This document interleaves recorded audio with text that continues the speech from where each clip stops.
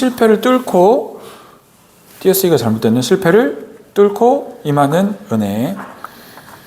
오늘 말씀은 사실 지난주 말씀이랑 굉장히 이어지는 말씀입니다. 리브가가 이삭의 아내가 되는 장면이 지난주 장면이었죠.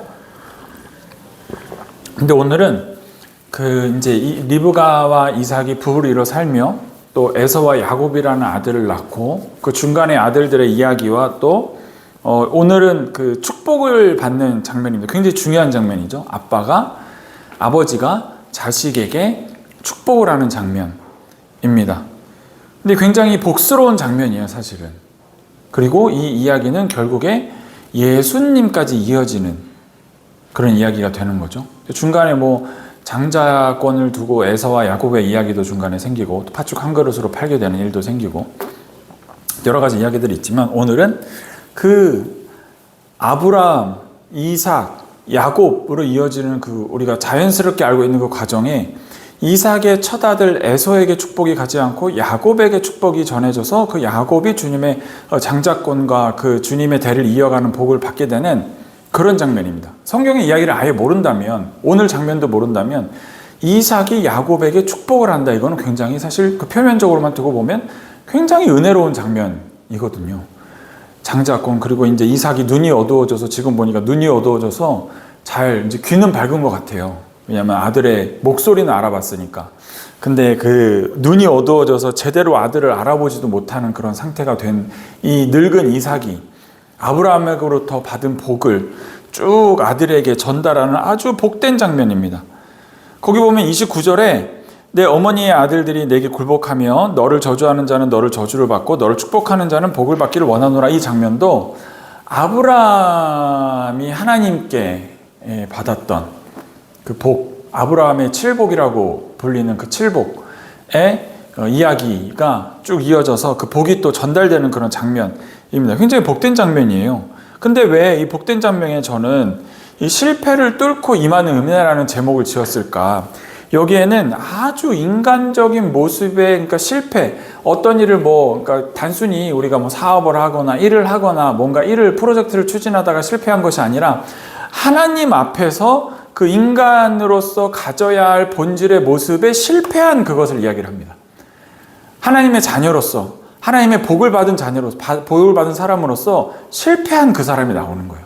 근데 그게 바로 주인공이 리브가와 야곱이다, 이런 말씀입니다.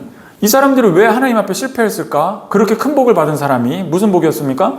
리브가는 우물가에서 우물을 깃다가 그저 왔던 그 아브라함의 늙은 종의 요청에 반응을 해서 엄청난 부와 그 가문의 이음을 받는 여인으로서 간택되었던 주님의 사람이었습니다. 근데 리브가가 지금 이 자리에서 엄청난 하나님 앞에 실패를 보여주고 있습니다.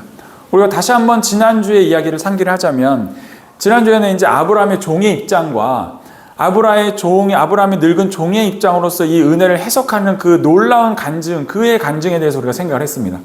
그가 하나님 앞에, 아브라함 우리 주인이 이삭 아들을 위하여 여인을 구해오라고 했는데 저는 도저히 어떻게 구해야 될지 알 길이 없습니다. 근데 하나님, 제가 이런 기도를 해볼게요.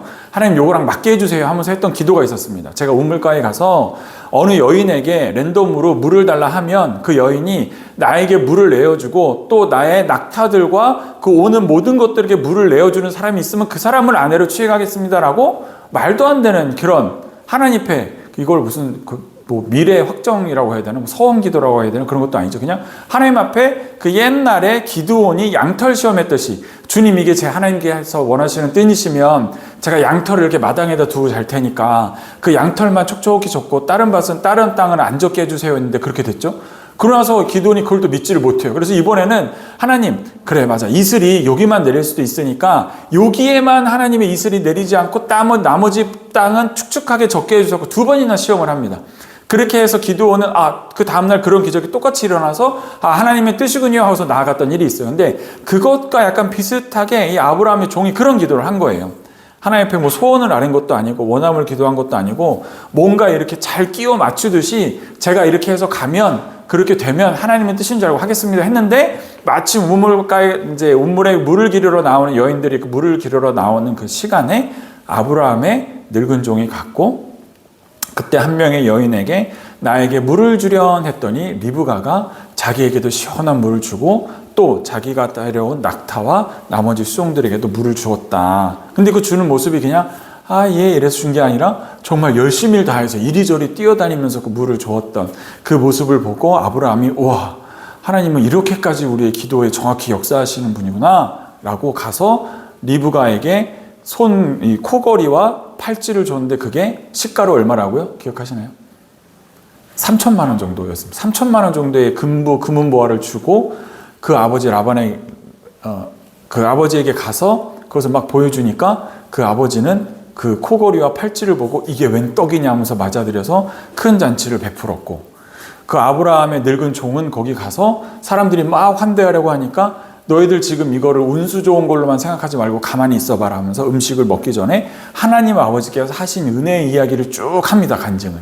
그리고 나서 리브가도 놀랬겠죠. 우와, 나는 그냥 누가 물 달라고 해서 물을 주고 열심히 했을 뿐인데 이 사람이 그렇게 기도를 했던 그 기도가 내 모습이었다고 하면서 엄청난 은혜를 입은 아브라함의 그 며느리가 된 일이 되었던 거죠. 근데 그러한 엄청난 은혜를 경험했던 리브가가 오늘 바로 실패하는 주인공이란 말입니다. 어떻게 된 걸까? 근데 그 실패하는 장면이 우리가 겉으로 보기에는 하나님의 복이, 하나님의 가문의 복이 연결되는 그 축복의 자리에 복이 임하는 자리인데요. 그거에 어떤 일이 있었나 보자라는 말씀입니다. 여러분, 리브가의 이 창세기 27장을 우리가 지금 본 장면은 아름답고 평온한 축복이 흐르는 장면이 아닙니다. 오히려 뭔가 불편하고 또 긴장감이 있고 마음이 무거워지는 본문입니다. 말하자면 지금 리브가에게는 한 가정으로서, 한 어미로서 조급함이 있었던 거예요. 그 조급함의 밑바탕은 불안함이 있었습니다. 리브가의 불안함, 또 그의 조급함, 또 그것이 있어서 이 장면이 불편하고 약간 긴장감이 흐르고, 그죠? 마음이 무거워지는 본문이 된 겁니다. 거짓말이 있었습니다. 그리고 편애가 있었고 영적인 혼란이 있는 자리가 되어버렸습니다. 축복의 자리인데도 평안이 아니라 긴장과 속임수가 가득한 장면이라는 거예요. 하나님의 은혜가 가득히 임하는 장면인데 이 장면의 사람의 본질에는 자기 욕심과 불안함과 조급함이 있었다라는 겁니다. 리브가는 조급했습니다. 그리고 야곱도 거짓말을 했습니다. 이삭은 게다가 분별이 흐려졌습니다. 에서는 뒤늦게 상처를 입게 됩니다. 어느 한 사람의 문제가 아니라 온 가족이 뒤틀려 버리는 아주 무서운 심각한 장면이 펼쳐지고 있습니다. 근데 놀라운 것은 이런 혼란 가운데서도 하나님의 언약은 멈추지 않는다는 거예요. 하나님의 약속, 그 자손에 대한 복의 은혜는 그대로 흘러가고 있다라는 겁니다. 이런 모순된 상황, 우리의 삶이 부조리하고 조급하고 긴장감이 있고 거짓말이 난무해도 하나님의 은혜는 흘러간다라는 것이 오늘 말씀의 핵심입니다. 조급함, 또 불안함, 무서움, 거짓, 속임은 실패를 말하고요. 그것을 뚫고 임하는 하나님의 은혜는 여전히 흐른다라는 말씀입니다. 하나님의 은혜는 인간의 실패를 뚫고 역사하십니다. 이 말씀을 들고 오늘 세 가지 말씀 정도로 나눌 텐데요. 첫째는 하나님의 은혜는 우리의 조급함과 거짓을 뚫고 역사하신다. 둘째는 하나님의 은혜는 우리의 부족함과 흔들림을 뚫고 역사하신다. 셋째, 하나님의 은혜는 우리가 당하는 부당한 상황 속에서도 신실하게 역사하신다라는 것을 우리가 보려고 합니다. 첫 번째는 우리가 있는 자리입니다. 우리의 있는 자리에 불안함, 조급함 또는 남을 향한 속임, 거짓말이 있더라도 하나님의 은혜는 흘러갑니다. 우리가 삶의 자리가 축복입니다. 하나님의 은혜는 흔들리지 않습니다. 하나님의 언약은 계속해서 흘러가고 하나님의 이루심은 일어납니다. 그러나 그곳에는 흐르는 조급함과 긴장은 여전히 우리에게 있습니다. 오늘 야곱의 손에 거짓 가죽이 휩싸이게 됩니다. 겉모습을 치장한 것이죠. 하나님의 때를 기다리지 못한 인간이었습니다. 하나님의 때를 참지 못한 사람이었습니다. 그래서 자기가 자기의 겉모습을 가려서 하나님의 은혜를 가지고자 했던 한 사람의 모습과 그 어미의 모습이 있습니다. 조급함이 만들어낸 인간적인 전략이었습니다. 그의 영에서 파리 털이 많다고 해서 가죽 털옷을 잘라서 그것을 붙인 사람 인간. 그것이 우리의 모습이라고 오늘 성경에서는 꼬집고 있는 것입니다. 우리가 하나님의 은혜를 구한다고 생각하고 하나님의 은혜를 구하고 은혜를 따라가고 주님의 언약을 받아 사는 사람이라고 하지만 언제나 우리는 이 때를 기다리지 못하는 모습들이 있다라는 것입니다. 하나님의 은혜는 우리의 조급함과 거짓을 뚫고도 역사하십니다. 본문을 보면 리브가는 굉장히 긴장감 가운데 급하게 움직입니다. 이삭이 에서를 불러 축복하려고 하니까 리브가는 곧바로 야곱을 불러 계획을 세웁니다. 염소 새끼를 잡고 음식을 만들고 에서의 옷을 입히고 손목에 가죽을 붙입니다. 모든 것이 매우 빠르고 신속하게 진행되죠. 머리가 파워박 돌아간 거예요. 이 장면엔 지체함이 없습니다. 기도도 없습니다. 하나님 앞에 묻는 모습도 없습니다. 오직 조급함과 본인의 계산만 있었던 거죠. 리브가는 분명히 하나님의 약속을 들은 사람입니다. 그 큰 은혜를 경험한 사람입니다. 하나님의 은혜로 아브라함의 며느리가 된 사람이었다니까요. 근데 그가 조급함과 인생의 불안감이 다가왔을 때 그 하나님께 묻는 행위조차도 없이 자기의 획책으로 그 모든 것을 이루어갑니다. 리브가는 하나님의 약속을 알았지만 하나님의 때와 하나님의 방식을 신뢰하지 못했던 사람이었죠. 결국 조급함이 속임수로 이어졌고 거짓말로 이어졌습니다. 야곱도 마찬가지였습니다. 아버지 앞에 서서 말합니다. 나는 아버지의 아들 에서로소이다. 이삭이 왜 어떻게 이렇게 빨리 왔느냐? 너는 사냥 나가지 않았냐? 라고 했더니 하나님 앞에 모든 것이 순조롭게 하나님이 하셨다라고 거짓말까지 하게 됩니다. 얼마나 두려운 장면입니까? 자기의 획책으로 자기의 거짓말을 하지만 정당하기 위해서 하나님의 이름까지 끌고 왔던 야곱의 모습을 볼 수가 있습니다. 이것이 우리의 모습이고 이것이 우리의 죄성이다라고 본문은 꼬집고 있는 겁니다. 우리의 불안을 덮기 위해, 우리의 욕망을 채우기 위해, 우리의 부족함을 채우기 위해 심지어 하나님까지 이용하는, 하나님의 이름까지 이용하는 우리의 모습을 볼 수가 있습니다. 이 질문은 우리를 향합니다. 우리도 그렇진 않은가? 우리도 하나님의 뜻을 말합니다. 하나님의 인도하심을 믿는다고 고백하지만 막상 현실의 압박이 오면 기다리지 못합니다. 불안하면서 서두르고 손해볼까 봐 포장합니다. 상황이 틀어질까 봐 없는 말을 하기도 하고 진실을 감추기도 합니다. 특별히 삶의 현장에서, 사업의 현장에서 우리는 그런 일을 많이 경험하게 됩니다. 하나님께 맡긴다고 하면서도 실제로는 내가 통제할 수 있어야 마음이 놓이는 것이 사람의 마음이죠. 조급함은 성격의 문제가 아닙니다. 조급함은 믿음과 직결되는 문제입니다. 하나님이 일하신다는 사실은 지금 눈앞의 상황이 더 크게 보일 때, 하나님이 일하시는 사실보다 눈앞의 상황이 더 크게 보이면 우리는 조급해집니다. 그렇기 때문에 조급함은 믿음과 긴밀한 관계가 있습니다. 바로 조급함은 믿음을 흔듭니다. 하나님이 이루실 것을 기다리지 못하게 하고 내가 먼저 뭔가 만들어야 될 것처럼 느끼고, 그래서 내 마음에 거짓이 들어오고 자기 방어가 들어오고 인간의 생각과 계산이 들어오게 됩니다. 오늘 본문이 보여주는 그러나 소망은 하나님의 은혜는 우리의 조급함보다 크시다는 겁니다. 하나님의 신실하신 우리 거짓에 무너지지 않습니다. 이 말은 우리가 거짓으로 하는 것들을 정당화시키자고 하는 말씀이 아닙니다. 그런 죄를 가볍게 여기자는 뜻이 아니라 리브가와 야곱의 행동은 결코 칭찬받을 만한 일이 아니었습니다. 죄는 죄를 남기고 거짓은 상처를 남기고 조급함은 관계를 깨트립니다. 그러나 동시에 본문은 또 하나를 보여줍니다. 인간의 죄가 하나님의 언약까지 무너뜨리지 못한다는 것. 이 순간만 보면 마치 하나님의 뜻 앞에 인간의 사람과 생각 때문에 모든 것이 틀어지고 잘못된 것처럼 보이지만 결국에선 주님께서는 이런 실패를 딛고 예수님까지 오게 하시는 일. 예수님이 왜 오셨습니까? 이런 인간의 실패를 감당하시러 오신 겁니다. 이런 실패를 허용하시고 이런 실패가 옳다, 내가 너희들 이렇게 사는 거 안다 해서 끝나는 것이 아니라 그것에 고통받고 힘들어하신 분은 정작 예수님이시라는 거죠. 예수님께서 이런 인간의 실패를 구원하시려 하나님이신 그분께서 사람의 모습으로 오셨고 결국 십자가 달려 돌아가심으로 우리의 모든 죄를 사하신 역사를 이루신 것이 바로 십자가의 사건입니다.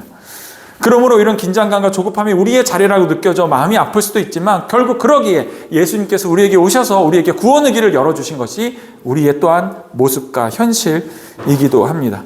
둘째로 하나님의 은혜는 부족함과 흔들림을 뚫고 역사하신다는 것입니다. 오늘 본문을 보면 여기에는 완전한 사람이 한 명도 없습니다. 이삭은 나이가 들고 어두워져서 자식조차 알아볼 수가 없었고 육체의 시력뿐만 아니라 상황을 보는 분별력도 흐려져 있습니다. 우리가 때로는 이렇게 생각합니다. 우리가 나이가 많이 들어서 또는 내 힘이 약해져서 내 건강이 약해져서 하나님께서는 나를 통해 아무것도 하실 수 없을 거야 라고 생각할 수도 있습니다. 우리는 물론 하나님께서 아무것도 하실 수 없을 거야 라고 생각하진 않습니다. 그러나 하나님께서 주고 있는 우리 인생이 아무것도 우리는 될 수 없을 거라고 생각하는 것이 바로 하나님의 능력을 부정하는 일이라는 것이죠. 하나님께서는 우리에게 모든 것을 주셨고 모든 것을 할 수 있게 해 주셨습니다. 단지 그 모든 것이 우리의 계산 안에 있지 않고 우리의 생각을 뛰어넘는 모든 것이기 때문에 우리가 상상하고 그리지 못하고 소망을 가지지 못할 뿐입니다. 이삭은 나이가 들고 눈이 어두워서 자식조차 제대로 알아보지 못한 사람이었지만 하나님께서 가진 축복권이 있었고 그 축복이 전해져서 결국에는 그 복의 가문을 이루는 일을 이뤄내게 되었습니다. 게다가 리브가라는 사람은 하나님의 은혜를 크게 경험하는 사람이었지만 기다리지 못했던 마음이 조급한 사람이었고, 야곱은 복을 사모했지만 진실하게 다가가지 못했으며 하나님 때를 기다리지 못했습니다. 이 가정은 언약의 가정이었지만 동시에 상처와 왜곡이 가득한 가정이었다라는 것입니다. 이 유대인들은 말씀을 읽을 때 평면적으로만 읽지 않습니다. 굉장히 입체적으로 말씀을 해석을 해요. 이런 가정이 나온다 그러면 우리는 성경의 인물로서 해석하고 단순히 거짓말로 이것이 됐다라고 생각하지만 이 유대인들은 이 적용을 굉장히 많은 입체적으로 한다는 말이죠.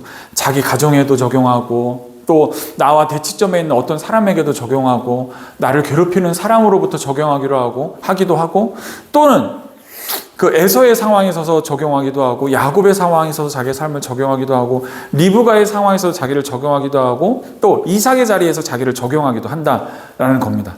여러분, 에서 입장에서는 얼마나 억울한 겁니까 이게? 얼마나 지금 한 가정이, 게다가 믿고 있던 가족이, 어머니가, 동생이 자신의 장자권을 홀랑 뺏어간 이 상황, 얼마나 열받고 억울한 상황입니까? 여러분, 근데 야곱의 이 뒤에 삶이 어떤 줄 아세요? 엄청나게 고생합니다. 엄청나게 고생해요. 야곱이 그의 아내를 얻기 위해서 삼촌 라반의 집에 들어가서 7년을 고생을 합니다. 잠도 자지 못하고선 일을 했다고 해요.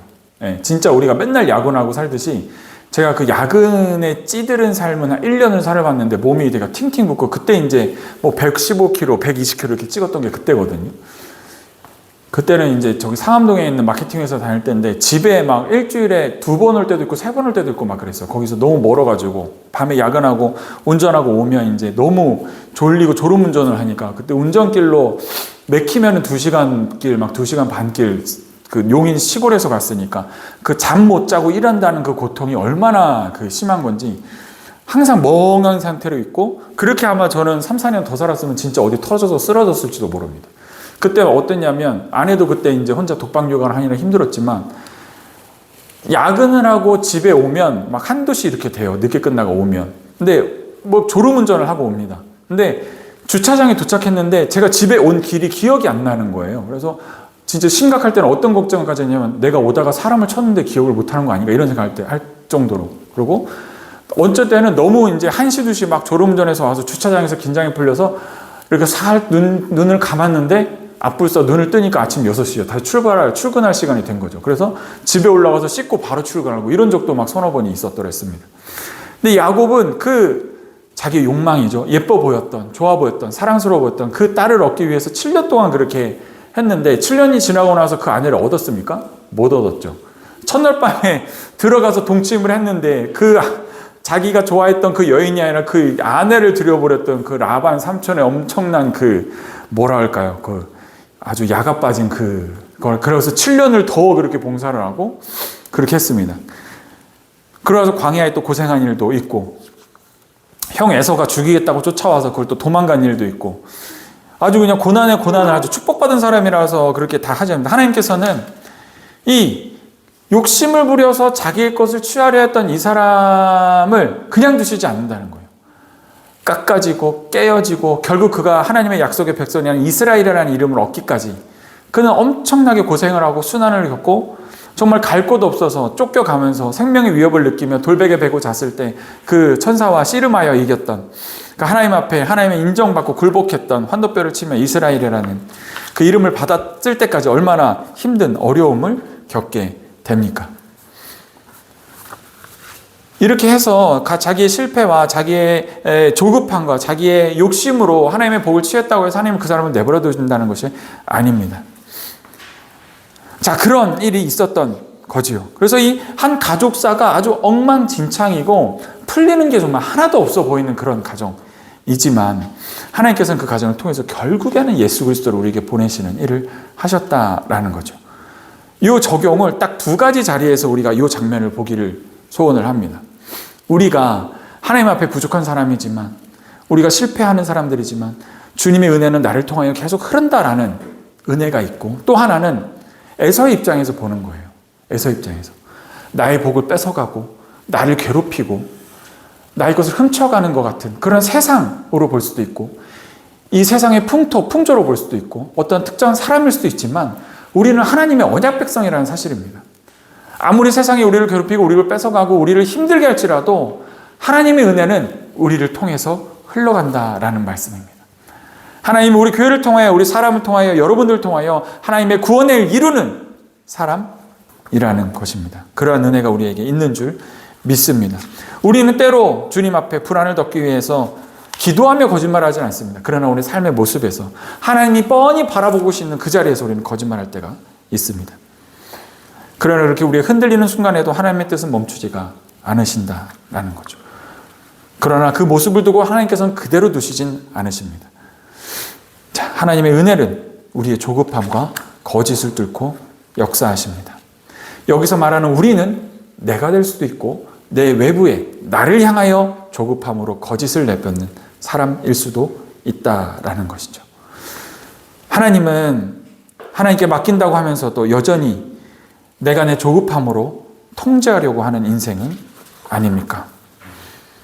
주님께서는 완벽해서 쓰시는 것이 아닙니다. 우리가 절대 흔들려도 끝까지 붙드시는 것이 주님의 은혜입니다. 우리가 거짓으로 조급함으로 애쓰고 할지라도 주님께서 우리를 붙드십니다. 그렇기 때문에 우리는 더 이상 조급함을 부리지 않고 거짓을 부리지 않고 멈추어서 하나님의 뜻을 보고 가는 거죠. 이 장면은 특히 시편 119편 105절을 이야기합니다. 주의 말씀은 내 발의 등이요 내 길의 빛이니이다. 저 멀리서 비치는 하나님의 빛이 있고, 내 발길에 이 돌밭 가시발 같은 발깃에 발등에 돌이라도 채일까 하나님께서 비춰주신 말씀의 은혜들이 우리에게 있다라는 말씀이죠. 우리가 말씀과 멀어질 때, 예배와 멀어질 때 우리는 이 빛과 등불을 잃게 됩니다. 그래서 조급함이 다가오게 되고 실수하게 되고 관계를 깨트리는 일을 하게 되는 것이죠. 날마다 주님의 말씀을 신뢰하는 저와 여러분의 교회 되기를 예수님 이름으로 축복합니다. 절망할 필요 없습니다. 우리의 부족함이 하나님의 은혜보다 크지 않습니다. 우리의 눈에는 우리의 부족함, 우리의 없음이 너무 커 보이지만 하나님의 은혜는 그보다 훨씬 더 큰 줄 믿습니다. 주님의 말씀은 등불처럼 비바람을 치는 현실에서도 우리에게 비춰주는 작은 빛처럼 떠오르는, 상황이 이해되지 않을지라도 정말 내가 주님을 향하여 이렇게 살지만, 주님께 이렇게 예배하지만 왜 이런 상황이 나가게 되는지 이해하지 않더라도 하나님은 그 사이로 여전히 일하시는 분인 줄 믿습니다. 그러니 주님께서는 계속 일하시고 계신데 우리가 조급함의 순간을 더 가지지 않고 나아간다면 그저 은혜 가운데 머무는 것 아닙니까? 하나님의 은혜는 계속해서 흐르고 있는데 그 은혜의 강물 속에 우리가 첨벙첨벙 헤엄칠 수 있는데, 그 시원한 물 가운데 있는데도 우리가 어떡하지? 조급해한다면 우리는 그 은혜를 못 누리는 것 아닙니까? 우리가 하나님께서 주시는 그 은혜 가운데 온전히 그 은혜를 누리며 주님께서 인도하시는 대로 걸어가는 우리들 되시기를 예수님 축복합니다. 저 역시 부족한 게 너무나 많이 있습니다. 정말 이것이 해결되지 않으면 난감한 상황으로 치닫는 것들이 한두 가지가 아닙니다.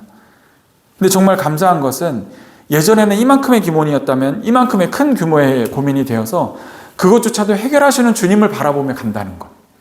너무 감사한 일이죠. 그러한 순환의 크기가 커져서 주님께서는 큰 것을 감당하게 하게 하신 줄 믿습니다. 우리 모두가 그런 많은 영혼을 감당하게 되는 한 분 한 분 되시기를 예수님의 이름으로 축복합니다.